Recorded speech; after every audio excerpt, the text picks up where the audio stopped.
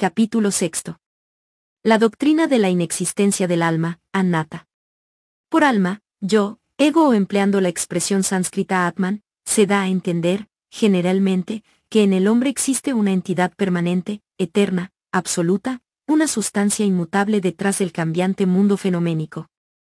Según algunas religiones, cada ser humano tiene tal alma individual creada por Dios, la cual, después de la muerte, vive eternamente, ora en el infierno, ora en el cielo, y cuyo destino depende del fallo de su creador. Otras sostienen que esta entidad pasa por numerosas vidas hasta alcanzar su completa purificación y se une finalmente con Dios o Brahma, el alma universal o Atman, de donde emana originalmente. Esta alma o yo en el hombre es el pensador de los pensamientos quien siente las sensaciones y recibe las recompensas y los castigos de todas las acciones buenas o malas. Tal concepción es denominada la idea del yo. Al negar la existencia del alma, yo o Atman, el budismo es único en la historia de la humanidad. Según la enseñanza del Buda, la idea del yo es una creencia falsa e imaginaria que carece de una realidad correspondiente, y la causante de los dañosos pensamientos de yo y mío, así como los deseos egoístas, de la avidez del apego, del odio, de la mala voluntad, del engreimiento, del orgullo, del egoísmo y de otras máculas, impurezas y problemas. Es la fuente de todas las perturbaciones existentes en el mundo, desde los conflictos individuales hasta la guerra entre naciones. En suma, en esta falsa creencia es posible determinar el origen de todos los males del mundo. Hay dos ideas psicológicamente arraigadas en el hombre, autoprotección y autopreservación. Como autoprotección creó a Dios de quien depende, cual un niño de sus padres, para su propia protección, salvaguardia y seguridad. En cuanto a la autopreservación, concibió la idea de un alma o Atman inmortal que vive eternamente. En su ignorancia, debilidad, temor y deseo, el hombre necesita de estas cosas para consolarse a sí mismo. De ahí que se apegue a ellas profunda y fanáticamente. La enseñanza del Buda no apoya esta ignorancia, esta debilidad, este temor y este deseo, sino que aspira a la iluminación del hombre mediante la remoción de los mismos, atacándolos en su propia raíz. Según el budismo, las ideas de Dios y del alma son falsas y vacuas. Aunque altamente desarrolladas como teorías son, no obstante, proyecciones mentales en extremos sutiles, exornadas con una intrincada fraseología metafísica y filosófica. Ambas ideas están tan arraigadas en el hombre, le son tan íntimas y caras, que no le agrada oír ni desea comprender ninguna enseñanza que se oponga a ellos. El Buda sabía esto muy bien y dijo explícitamente que su enseñanza iba, contra la corriente, Patisotagami, contra los deseos egoístas del hombre. A las 4 semanas de su iluminación, hallándose sentado al pie de un banyan, el Buda tuvo este pensamiento: aprendí esta verdad que es profunda, difícil de captar, difícil de comprender, solo comprensible para los sabios. Los hombres envueltos por las pasiones y rodeados de una inmensa oscuridad no pueden ver esta verdad que va contra la corriente, que es excelsa, profunda, sutil y difícil de comprender. Pensando así, el Buda vaciló un instante, preguntándose si no fuese un acto vano tratar de explicarle al mundo la verdad que acababa de aprender. Entonces comparó al mundo con una fuente de lotos. Algunos lotos permanecen debajo del agua, otros llegan hasta el nivel del agua, y aún los hay que crecen sobrepasando dicho nivel y el agua no los toca. Así también es el mundo, distintos son los niveles de desarrollo de los hombres, algunos comprenderían la verdad. En consecuencia, el Buda resolvió enseñarla. La doctrina de la anatta, la inexistencia del alma o no yo, es el resultado natural o corolario del análisis de los 5 agregados y de la enseñanza de la génesis condicionada, Paticca Samuppada. Como ya hemos visto en la exposición de la primera noble verdad o dukkha, eso que llamamos un ser o un individuo consiste solo en los 5 agregados y que cuando estos son analizados, resulta evidente que detrás de ellos no se escuda algo que pueda ser interpretado como el yo, o Atman o alguna sustancia que permanece inmutable. Este es el método analítico. Al mismo resultado llega la precitada doctrina de la génesis condicionada, que es el método sintético, según el cual en el mundo ni hay nada absoluto, todo es condicionado, relativo e interdependiente. Esta es la teoría budista de la relatividad. Antes de abordar la cuestión de la anatta propiamente dicha, es conveniente tener por lo menos una idea sumaria de la génesis condicionada, cuyo principio se haya expuesto en esta breve fórmula de 4 renglones. Cuando hay esto, hay aquello, Imaminsati idamoti. Al surgir esto, surge aquello, Imasupada idam uppajhati. Cuando no hay esto, no hay aquello, Imaminasati idam naoti. Cesando esto, cesa aquello, Imasa niroda idam niruihati. Partiendo de este principio de condicionalidad, relatividad e interdependencia, tanto la continuidad de la vida y su cesación, son explicadas detalladamente en la fórmula denominada Paticca Samuppada o génesis condicionada, que consta de 12 factores, a saber. 1. Por la ignorancia son condicionadas las acciones volitivas o formaciones kármicas, Abhijapakkhaya Samkara. 2. Por las acciones volitivas es condicionada la conciencia, Samkarapakkhaya Vijnanam. 3. Por la conciencia son condicionados los fenómenos mentales y físicos, Vijnanapakkhaya Namarupam. 4. Por los fenómenos mentales y físicos son condicionadas las 6 facultades, es decir, los 5 órganos sensitivos más la mente, Namarupakkhaya Salayatanam. 5. Por las 6 facultades es condicionado el contacto, sensorio y mental, Salayatanapakkhaya Paso. 6. Por el contacto es condicionada la sensación, Pasapakkhaya Vedana. 7. Por la sensación es condicionado el deseo, la sed, Vedanapakkhaya Tana. 8. Por el deseo, la sed, es condicionado el apego, Tanapakkhaya Upadanam. 9. Por el apego es condicionado el proceso del devenir, Upadanapakkhaya Bhavo. 10. Por el proceso del devenir es condicionado el nacimiento, Bhavapakkhaya Jati. 11. Por el nacimiento son condicionados. 12. La vejez, la muerte, la aflicción, las penas, etc., Jatipakkhaya Jaramaranam. Así surge, existe y continúa la vida. Si analizamos esta fórmula en sentido opuesto, obtenemos la cesación del proceso. Por la completa cesación de la ignorancia cesan las acciones volitivas o formaciones kármicas, por la cesación de las acciones volitivas cesa la conciencia, por la cesación del nacimiento cesan la vejez, la muerte, la aflicción, las penas. Pero hay que comprender claramente que cada uno de estos factores es condicionado, Paticca Samuppanna, y condicionante, Paticca Samuppada. Por tanto, todos son relativos, interdependientes e interrelacionados, y no existe nada que sea absoluto o independiente. Por eso, como hemos visto, el budismo no acepta una primera causa. La génesis condicionada no debe ser considerada como una cadena, sino como un círculo. La cuestión del libre albedrío ha ocupado un lugar importante en el pensamiento y la filosofía occidentales, pero, según la génesis condicionada, tal asunto no tiene ni puede tener cabida en la filosofía budista. Si la totalidad de la existencia es relativa, condicionada e interdependiente, ¿cómo es posible que únicamente el albedrío sea libre? Así como cualquier otro pensamiento es condicionado, así, la voluntad depende de condiciones. Mismo la llamada libertad es condicionada y relativa. Y puesto que todo es interdependiente y relativo, nada hay tanto físico como mental que sea absolutamente libre. El libre albedrío implica la facultad de obrar con independencia de las condiciones, con independencia de la causa y el efecto. ¿Cómo puede un acto de voluntad, o cualquier otra cosa, surgir sin condiciones, apartado de la causa y el efecto, cuando el caudal de la existencia es condicionado, relativo y está sometido a la ley de causa y efecto? También aquí la idea del libre albedrío está básicamente relacionada con las ideas de Dios, alma, justicia, recompensa y castigo. No solo el llamado libre albedrío no es libre, sino que la idea misma del libre albedrío tampoco está libre de las condiciones. Según la doctrina de la génesis condicionada y el análisis del ser como constituido por 5 agregados, la idea de una sustancia permanente e inmortal en el hombre, tanto interior cuanto exteriormente, llámese Atman, yo, alma o ego, es considerada como una creencia falsa, una proyección mental. Esta es la doctrina budista del anatta, la inexistencia del alma o no yo. Con el fin de evitar toda confusión, es preciso decir aquí que hay 2 verdades, la verdad convencional, Sammuti Sakka, en Pali y Samrti Satya, en sánscrito, y la verdad última, Paramatta Sakka, en Pali y Paramartha Satya, en sánscrito. Cuando en nuestra vida cotidiana empleamos expresiones tales como yo, tú, ser, individuo, etc., no mentimos a causa de que no hay un yo o un ser, sino que decimos una verdad acorde con las convenciones del mundo. Pero la verdad última significa que en realidad el yo o ser no existe. Como expresa el Mahayana Sutra Lankara, una persona, Pudgala, debe mencionarse como existente solo en cuanto designación, prajñapti, es decir, el ser existe convencionalmente, pero no en cuanto realidad, o sustancia dravya.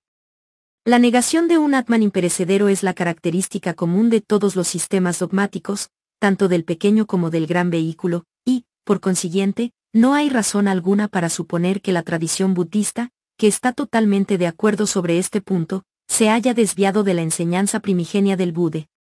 En consecuencia, resulta curioso que exista desde hace poco, por parte de algunos eruditos, un intento vano de introducir la idea del yo en la enseñanza del Buda, la cual es absolutamente contraria al espíritu del budismo. Tales eruditos respetan, admiran y veneran tanto al Buda cuanto a su enseñanza. Pero no pueden imaginar que el Buda, a quien consideran como el más preclaro y profundo de los pensadores, haya podido negar la existencia de un Atman, yo o alma que necesitan tanto. Buscan inconscientemente el apoyo del Buda para esta necesidad de existencia eterna, claro está, no en un pequeño yo individual con id minúscula, sino con un gran yo con id mayúscula. Más vale decir con franqueza que uno cree en el Atman o yo, o aún hasta declarar que el Buda estaba equivocado al negar la existencia del Atman.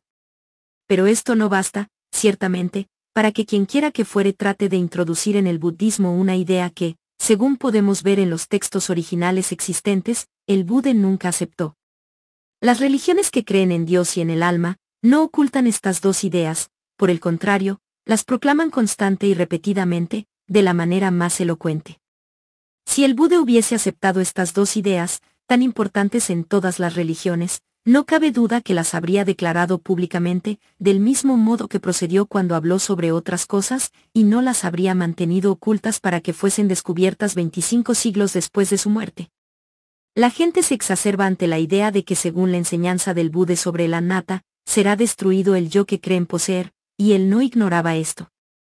Cierta vez, un bhikkhu le formuló la siguiente pregunta.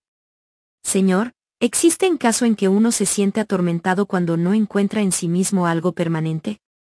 Sí, bhikkhu, respondióle el Buda, tal caso existe. Un hombre piensa así, el universo es el Atman, eso seré después de la muerte, permanente, imperecedero, inmutable y como tal existiré eternamente. Pero luego oye al Tathagata o a algunos de sus discípulos predicar la doctrina cuyo fin es la completa destrucción de todas las opiniones especulativas, cuyo fin es la extinción de la sed, cuyo fin es el desapego, la cesación, el nirvana. Y cuando oye esto ese hombre piensa, seré aniquilado, destruido, no existiré más. Entonces gime, está atormentado, se lamenta, llora, se golpea el pecho y es embargado por la perplejidad. Este es, oh bhikkhus, el caso en que uno se siente atormentado cuando no encuentra en sí mismo algo permanente. Y en otro lugar, dice el Buda, oh bhikkhus, estas ideas de que no existiré y no tendré, son atemorizantes para el hombre mundano y no instruido. Los que desean hallar un yo en el budismo arguyen así, es verdad que cuando analiza el ser, el Buda lo describe como materia, sensación, percepción, formaciones mentales y conciencia, y dice que ninguna de estas es el yo, empero, no declara en forma absoluta que no existe el yo ni en el hombre ni en ningún otro lugar al exterior de estos agregados. Este argumento es insostenible por dos razones. La una es que, según la enseñanza del Buda, el ser consiste únicamente en los mencionados agregados y nada más. En ningún discurso, el Buda dijo que además de ellos había otra cosa en el ser. La otra razón es que más de un pasaje el Buda negó de un modo categórico e inequívoco la existencia del Atman, alma, yo o ego, ya sea internamente en el hombre, o en cualquier otra parte del universo. Permítasenos dar algunos ejemplos. En el Dhammapada hay 3 versos extremadamente importantes y esenciales en la enseñanza del Buda. Son los versos números 5, 6 y 7 del capítulo 20, o versos 277, 278 y 279. Los dos primeros dicen: todas las cosas condicionadas son impermanentes, sabe Samkara Anicca. Todas las cosas condicionadas son dukkha, sabe Samkara Dukkha. Y el tercero expresa: todos los dhammas carecen de alma, sabe Dhamma Anatta. Obsérvese, cuidadosamente, que en los dos primeros versos encontramos la palabra samkara, cosas condicionadas, pero que en el tercero esta es reemplazada por Dhamma. ¿Por qué en el tercer verso no se empleó también la voz samkara como en los dos versos que lo preceden? ¿Y por qué se usó la palabra Dhamma en lugar de Samkara? Este es el punto crucial de todo el asunto. El término Samkara comprende los 5 agregados y asimismo todas las cosas y los estados condicionados, impermanentes, relativos tanto físicos como mentales. Si en el tercer verso leyéramos, todos los Samkaras, cosas condicionadas, carecen de alma, entonces sí cabría pensar que aunque en las cosas condicionadas no hay un alma, ésta podría existir en el exterior de las mismas, en el exterior de los 5 agregados. Pero con el fin de evitar esta falsa interpretación es que en el tercer verso fue empleada la palabra Dhamma. Dhamma es un término mucho más lato que Samkara. En la terminología budista no hay un término más lato que Dhamma, pues no solo comprende las cosas y los estados condicionados sino también lo incondicionado, el absoluto, el nirvana. Nada hay en el universo o fuera de él, ya sea bueno o malo, condicionado o incondicionado, relativo o absoluto, que no esté incluido en este término. Por lo tanto, con la declaración de que todos los dhammas carecen de alma, queda totalmente aclarado que el yo, Atman o alma no existe ni en los agregados, ni tampoco en ninguna otra parte al exterior o independiente de ellos. Esto significa, según la enseñanza del Theravada, que no hay un yo o alma no en el individuo, Pugala, ni en los dhammas. Sobre este punto, la filosofía budista del Mahayana adopta exactamente la misma posición, con la mínima diferencia, y hace hincapié tanto en Dharma Nairatmya como en Pudgala Nairatmya.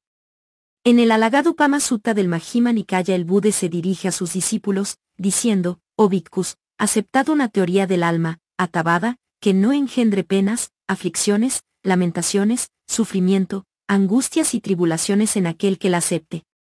Pero, oh bhikkhus, ¿veis vosotros una teoría del alma que no engendre penas, aflicciones, lamentaciones, sufrimiento, angustias y tribulaciones en aquel que la acepta?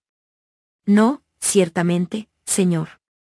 Bien, oh bhikkhus, yo tampoco veo una teoría del alma que no engendre penas, aflicciones, lamentaciones, sufrimiento, angustias y tribulaciones en aquel que la acepta. Si hubiera existido una teoría del alma aceptada por el Buda, es ciertamente aquí donde la habría explicado, porque les pide a sus discípulos que acepten una teoría del alma que no engendre sufrimiento. Pero, según el Buda, tal teoría no existe, y cualquier teoría del alma, por más sutil y sublime que fuere, es falsa e hija de la imaginación, así como la creadora de múltiples problemas y cuya secuela es el surgimiento de penas, lamentaciones, sufrimiento, angustias y tribulaciones. Prosiguiendo su discurso, el Buda dice en este mismo sutta, oh bhikkhus, cuando ni un yo ni algo perteneciente al yo puede ser hallado verdaderamente y con certeza, esta opinión especulativa, el universo es el Atman, alma, eso seré después de la muerte, permanente, imperecedero, inmutable y como tal existiré eternamente, ¿no es acaso total y completamente insensata? El Buda dice aquí de un modo explícito que el Atman, alma o yo no puede ser hallado en la realidad, y que es una necedad creer que tal cosa existe. Quienes buscan un yo en la enseñanza del Buda, citan algunos ejemplos que primero traducen mal y luego interpretan erróneamente. Uno de ellos es la bien conocida frase, Atta-hayata no nato del Dhammapada, capítulo 12, 4 o sea verso 160, que traducen por, el yo es el señor del yo, y la interpretan en el sentido de que el gran yo es el señor del pequeño yo. Primeramente, esta traducción es incorrecta. Atta no significa aquí yo en el sentido de alma. En Pali, la voz atta es usada generalmente como pronombre reflexivo o indefinido, excepto en muy pocos casos donde se la menciona específica y filosóficamente en cuanto teoría del alma, como hemos visto más arriba. Pero, en general, tanto en el capítulo 12 del Dhammapada donde se halla la frase que nos ocupa cuanto en muchos otros pasajes, esta palabra es usada como pronombre reflexivo o indefinido y significa, yo mismo, vosotros mismos, el mismo, uno mismo, etc. En segundo lugar, la palabra nato no significa, Señor, sino, refugio, soporte, ayuda, protección. Por consiguiente, el verdadero significado de Atta-hayata no nato es, cada cual es refugio de sí mismo, o cada cual es ayuda o soporte de sí mismo.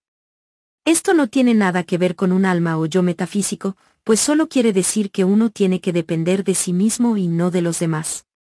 Otro ejemplo de la tentativa de introducir la idea del yo en la enseñanza del Buda se halla en la bien conocida frase, Atadipa Vyarata, Atasarana Anañarasana, que es extraída del contexto del Mahaparinivana Sutta.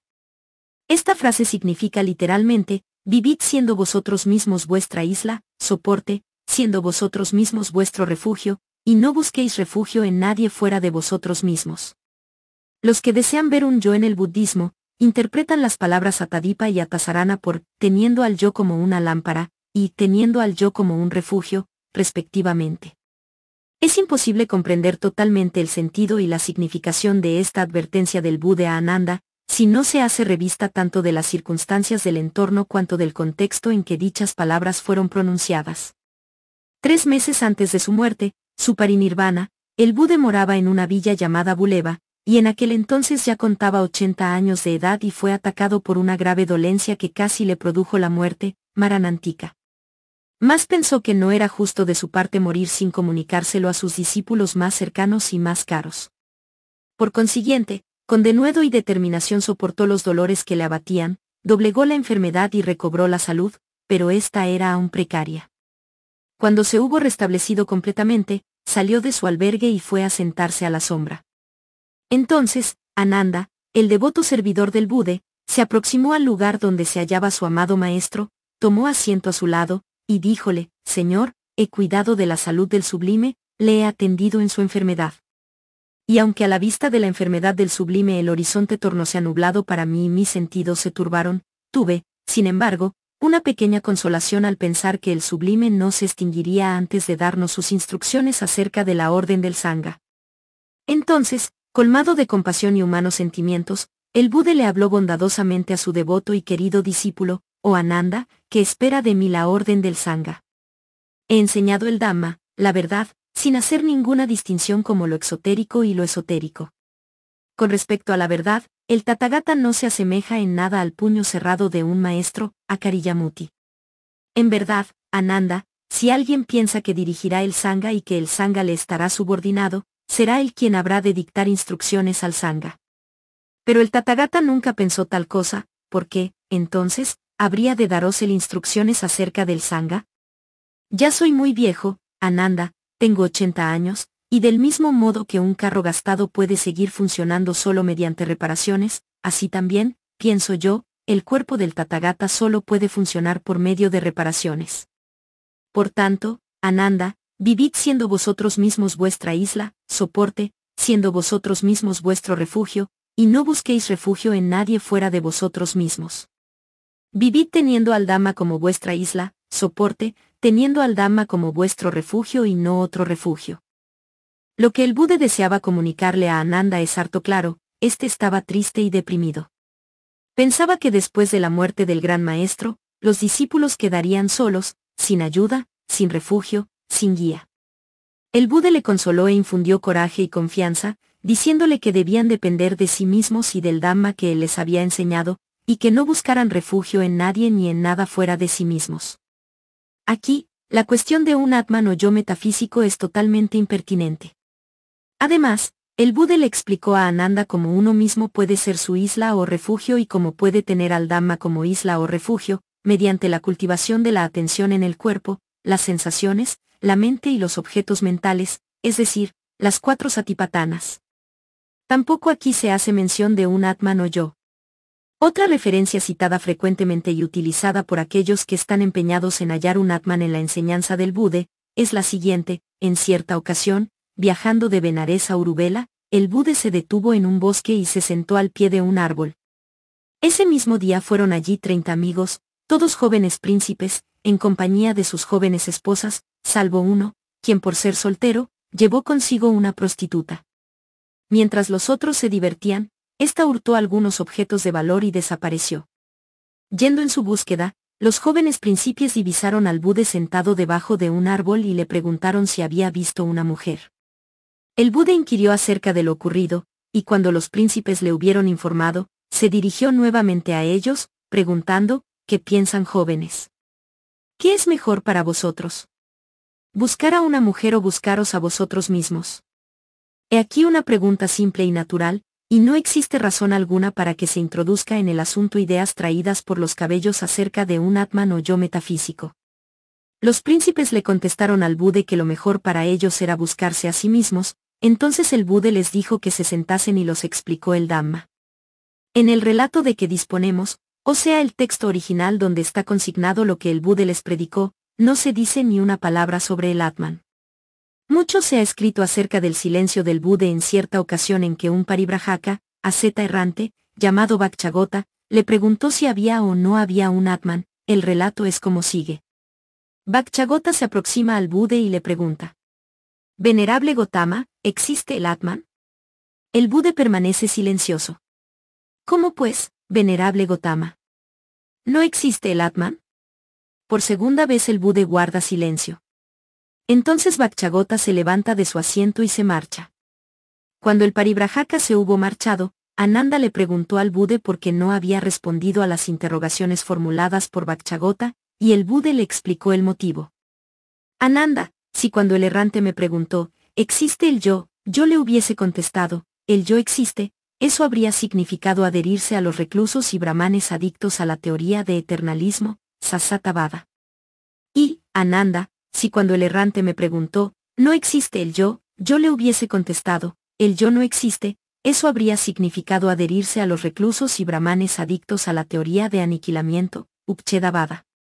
Por otra parte, Ananda, si cuando Vakchagota me preguntó, ¿existe el yo le hubiese contestado, el yo existe, eso habría estado de acuerdo con mi conocimiento de que todos los dhammas carecen de yo, o alma. Ciertamente, no, señor. Además, Ananda, si cuando el errante me preguntó, ¿no existe el yo le hubiese contestado, el yo no existe, eso habría acrecentado la confusión que ya embargaba a Vakchagota, haciéndole pensar, antes tenía un Atman, yo o alma, pero he aquí que no lo tengo más. Debería quedar ahora completamente aclarado porque el Buda permaneció silencioso. Pero ello resultará más evidente aún, si tomamos en consideración todo el trasfondo del asunto, así como el modo en que el Buda trataba las preguntas y a quienes las formulaban, lo cual fue totalmente desconocido para los que discutieron este problema. El Buda no era una máquina de calcular que contestaba sin examinar atentamente a cualesquiera preguntas formuladas por quienquiera que fuese, sino que era un maestro práctico colmado de compasión y sabiduría. No respondía a las preguntas para demostrar su saber e inteligencia, sino para ayudar al interrogador en la senda de la experiencia espiritual. Cuando le dirigía la palabra a la gente, siempre tenía presente el grado de desarrollo, las tendencias, la manera de pensar, el carácter y la capacidad de ésta para comprender un asunto particular. Según el Buda, existen 4 modos de tratar las preguntas. 1. Algunas deben ser contestadas directamente. 2. Otras deben ser contestadas analizándolas. 3. Otras más que deben ser contestadas mediante repreguntas. 4. Y finalmente, hay preguntas que deben ser desechadas. Es posible que haya diversas maneras de desechar preguntas. Una de ellas consiste en decir que una pregunta particular carece de respuesta o de una explicación, lo cual hizo el Buda en más de una ocasión con este mismo Vakchagota, con respecto a las célebres preguntas sobre si el universo es o no es eterno, etc., y del mismo modo les contestó a Malunkyaputta y a otros. Pero en lo que atañe a la pregunta si hay o no un Atman, yo o alma, no podía proceder así, pues ya había analizado y explicado este asunto. Por ser contrario a su conocimiento de que todos los dhammas carecen de yo, alma, no podía decir, el yo existe, y no quiso decir, el yo no existe, porque ello habría confundido y turbado más aún, sin necesidad ni motivo, al pobre Vakchagota, quien como lo admitiera antes, ya estaba confuso a causa de una pregunta similar.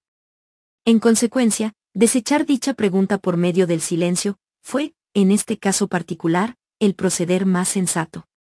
Tampoco debemos olvidar que el Buda conocía muy bien y desde mucho tiempo a Vakchagota. No era la primera vez que este errante interrogador venía a verle. El sabio y compasivo maestro pensó mucho en este desconcertado buscador, quien es mencionado frecuentemente en los textos palís, sus repetidas visitas tanto al Buda cuanto a sus discípulos para formularles siempre preguntas de la misma índole, que lo atormentaban y obsesionaban. Pero, al parecer, el silencio del Buda produjo mayor efecto en Vakchagota que cualquier discusión o contestación elocuente.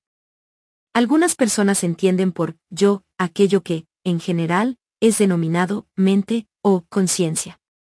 Pero el Buda dijo que sería más justo que el hombre considerase su cuerpo como el yo en vez de la mente, el pensamiento o la conciencia, porque aquel parece ser más consistente que estos, porque la mente, el pensamiento o la conciencia, cita, mano, Viñana, cambian sin cesar día y noche, y con mayor rapidez que el cuerpo, calla. La vaga sensación del yo soy es la creadora de esta idea del yo, que carece de una realidad correspondiente. Ver esta verdad significa experimentar el nirvana, y esto no es una tarea fácil. En el Samyutta Nikaya encontramos una conversación entre un bhikkhu llamado Khemaka y un grupo de bhikkhus, que ilumina con singular claridad este asunto. Los bhikkhus le preguntan a Khemaka si ve un yo en los 5 agregados o algo perteneciente al yo. Khemaka contesta, no. Aquellos le dicen entonces que si es así, él ha de ser un arahant exento de todas las impurezas. Pero Khemaka les confiesa que aunque no haya un yo, no es por ello un arahant exento de todas las impurezas, y agrega, oh amigos, con respecto a los 5 agregados del apego tengo la sensación, yo soy, empero, no veo claramente, esto es yo soy. Luego les explica que lo que él llama, yo soy, no es materia, ni sensación, ni percepción, ni formaciones mentales, ni conciencia, ni tampoco algo al exterior de estas. Mas, a pesar de que tiene la sensación, yo soy, respecto de los 5 agregados del apego, no puede ver claramente, esto es yo soy. Dice Khemaka que esto es como el perfume de una flor, el perfume no es ni de los pétalos, ni del color, ni del polen, sino de la flor. Declara, además, que aun en la persona que ha alcanzado las primeras etapas de la experiencia espiritual, persiste esta sensación del yo soy. Pero, más tarde, cuando es mayor el grado de su progreso, dicha sensación desaparece totalmente de ella, tal como desaparece, después de cierto tiempo, el olor químico de la ropa recién lavada, que es guardada en un cofre. Leemos en el texto que esta conversación resultó tan instructiva y útil para ellos que, al final de la misma, todos, incluso Khemaka, se convirtieron en arahant exentos de todas las impurezas y, así, se libraron del yo soy. Según la enseñanza del Buda, es un error tanto sostener, no tengo un yo, teoría del aniquilamiento, cuanto, tengo un yo, teoría del eternalismo, porque ambos juicios son lazos y surgen de la falsa idea del yo soy. Con respecto a la cuestión de la anatta, lo correcto es no sustentar opiniones o puntos de vista, sino tratar de ver las cosas tal cual son, de un modo objetivo, sin ideaciones, ver que lo que suele llamarse yo o ser es tan solo una combinación de agregados físicos y mentales que actúan conjunta e interdependientemente en un flujo de cambios momentáneos, dentro de la ley de causa y efecto, y que en la totalidad de la existencia no hay nada permanente, imperecedero, inmutable o eterno. Naturalmente surge aquí otra pregunta, si no existe el Atman o yo, quien recibe el resultado del karma, acciones. Nadie puede contestar mejor esta pregunta que el Buda mismo, pues cierta vez en que un bhikkhu le preguntó esto, el Buda le dijo, os he enseñado, oh bhikkhus, a ver la condicionalidad en todas partes y en todas las cosas. La enseñanza del Buda sobre anatta, la inexistencia del alma o no yo, no debe ser considerada como negativa o nihilista, pues del mismo modo que el nirvana es la verdad, la realidad, así también ella es la verdad, la realidad, y la realidad no puede ser negativa. Lo negativo es la falsa creencia en un yo imaginario e inexistente. La enseñanza de la anatta disipa la oscuridad de las falsas creencias y engendra la luz de la sabiduría. No es negativa, porque como dijera Asanga pertinentemente, existe el hecho de la no yoidad. Nairatmyastita.